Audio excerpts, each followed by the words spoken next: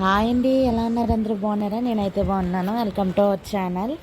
మన ఛానల్ని ఎవరైతే చూస్తున్నారో వాళ్ళందరూ లైక్ చేయండి, కామెంట్ చేయండి, సబ్స్క్రైబ్ చేసుకోండి కొత్తగా ఎవరైనా చూస్తే.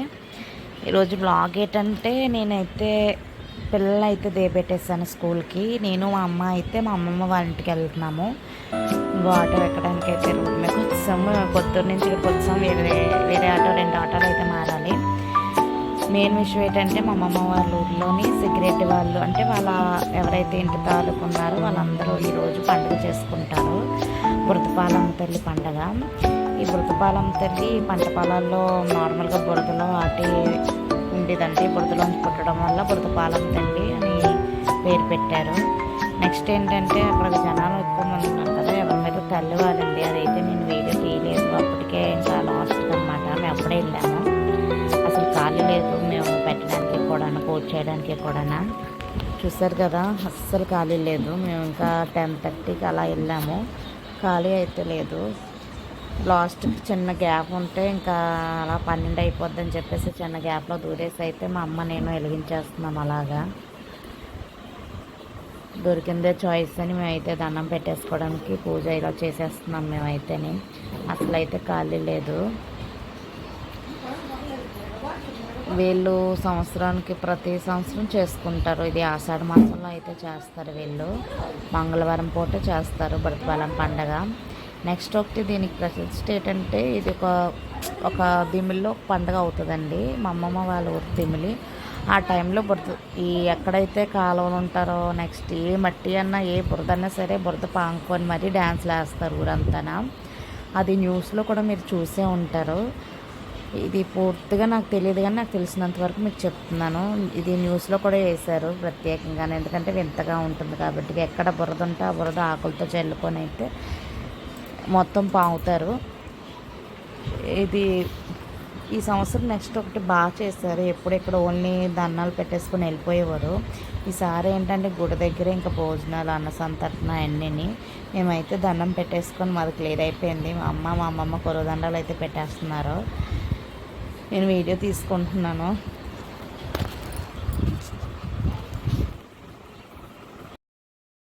అమ్మాయిలు అయితే దండాలు పెట్టుకుంటున్నారు. నేనైతే బయటకు వచ్చేసాను. తర్వాత వాళ్ళు కూడా బయటకు వచ్చేసారు. చూసారు కదా, పచ్చని పొలాలు. ఇంకా విత్తనాలు అయితే వరినట్లు అయితే అవ్వలేదు. ఈరోజైతే విత్తనాలు అయితే చాలామంది వేశారు, అందుకే పచ్చగా కనిపిస్తున్నాయి. నెక్స్ట్ ఇంకా వరి ఉడుపు ఇస్తారు కదా, ఇంకా చాలా పచ్చగా ఉంటాయి. పొలాల మధ్యలో ఉంది, అందువల్ల సిగరెట్ వాళ్ళు చేసుకుంటారు. ఊరు మొత్తం చేసుకోరు, ఓన్లీ ఇంటి పేరు గాల చేసుకుంటారు. కనిపిస్తుంది కదా టెంట, అక్కడైతే వంటలు అయితే చేస్తున్నారు. మేమైతే ప్రస్తుతానికి డైరెక్ట్గా అమ్మ ఇంటి దగ్గర నుంచి వచ్చినప్పుడు అక్కడే ఆటో దిగేసి మేము పళ్ళు ఇచ్చేసుకున్నాం. తర్వాత ఇంకా మళ్ళీ రిటర్న్ అమ్మ కొంచెం దూరంగానే ఉంటుంది, ఇంకా నడిచి అయితే వెళ్ళిపోతున్నాం. ఈ కాలువ చూపిస్తున్నాను కదా, ఎందుకు చూపిస్తున్నానంటే చిన్నప్పుడు అమ్మమ్మ వాళ్ళ ఊరింటికి వెళ్ళినప్పుడు ఈ కాలువలో మేము చేపలాటి పట్టేవాళ్ళం అండి. గాలాలు గుర్తున్నాయి లేదా మీకు? కొంచెం కర్రకి వైరు పెట్టి కొంచెం ఎర్రలాంటి పెడితే కొంచెం చేపలని పడేవి. మేమైతే ఇప్పుడు ఫిషింగ్ అని అటు అనుకుంటాం కానీ అప్పుడైతే చాలా ఎంజాయ్ చేసాము. అందుకే కాలువ అయితే చూపించాను. మా అమ్మకి ఇంకెక్కడైనా గారెల పని అయితే తప్పదు, అందుకే మా అమ్మ గారెలు వేసేయడానికి కూర్చోబెట్టేశారు అక్కడ. బయటనైతే ప్రశాంతంగా ఉంటుందని బయటను పొయ్యేటి వేసి మరీ వేసారు.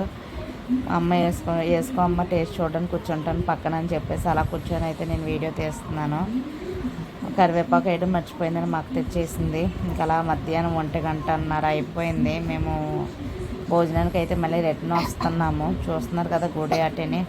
క్లైమేట్ కూడా ఈరోజు సహకరించింది, ఎండ అయితే కాయలేదు. భోజనానికి అయితే వచ్చాం మేమైతే.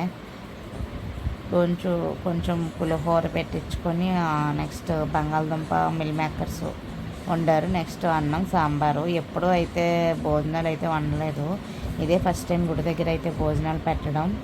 ఎప్పుడూ అమ్మమ్మ ఇంటి దగ్గర ఇంక ప్రతిదీని మొత్తం ఎక్కువ వెరైటీస్తో. ఇప్పుడు అన్నసంతర్పణ అంటే మెయిన్ ఇవే కదా ఉంటాయి.